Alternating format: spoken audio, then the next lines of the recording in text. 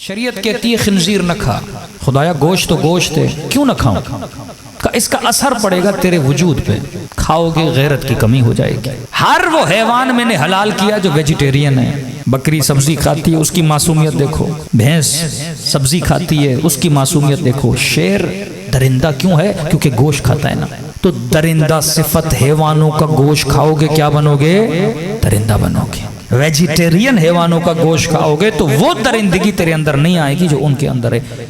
एक दरिंदा हैवान के खाने से बंदा दरिंदा बनता है। एक कम गैरत हैवान के गोश्त खाने से बंदे की गैरत कम होती है। इसका ताल्लुक है जिस्म से। अब आपके जहन में एक सवाल आता होगा कि मौलाना ये जो शियों के गले काटते हैं, ये जो 5 साल बच्चों का गला उसकी माँ के सामने काटते हैं, ये जो मुसुल में 400 जवानों को जिंदा दफन करते हैं, ये जो उर्दून के पायलट को जिंदा जिंदा जलाते हैं, ये जो शाम में टेलीफोन की तारों से खवातीन के गलों को घोंटते हैं, ये जो पाराचनार के शियों की टांगे काटते हैं, ये जो लोगों की कमीजों को उठा के उनकी कमर पे जंजीरों के निशानों को देख के पत्थर मार मार के उनको कत्ल करते हैं, क्या इन्होंने भी कोई कुत्ता खाया था? इन्होंने भी कोई दरिंदा हैवान खाया था? ये तो मुसलमान है ना, कलमा पढ़े मोहम्मद का, नमाज भी पढ़े, कुरान भी पढ़े, रोजे भी रखें, माथों पे सजदों के निशान भी हों, खाना भी इनका हलाल है। बकरी खाएं, भैंस खाएं, वो जो अल्लाह ने हलाल किया, फिर इनके वजूद में इतनी दरिंदगी क्यों है? दरिंदा हैवान खाने से भी बंदा दरिंदा बनता है, और दरिंदा सिफत लोगों को मानने से भी बंदा दरिंदा बनता है। जिसका इमाम यजीद बन जाए, जो जालिमों का इश्क अपनी दिल में पालने लगे, वो भी बंदा क्या हो जाता है? दरिंदा हो जाता है।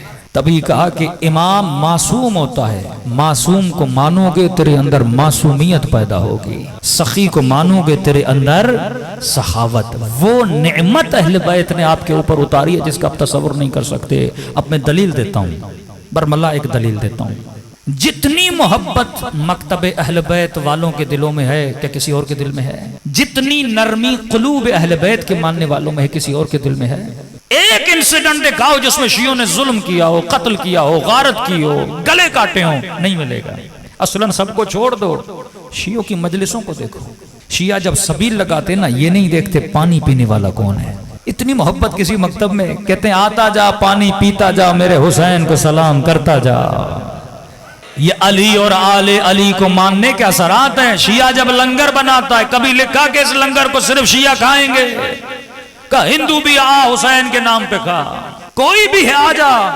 शिया इमाम बारगाह में, शिया मस्जिद में, वल्लाह बताओ कौन सा मुसलमान है जो आते हुए डरता हो?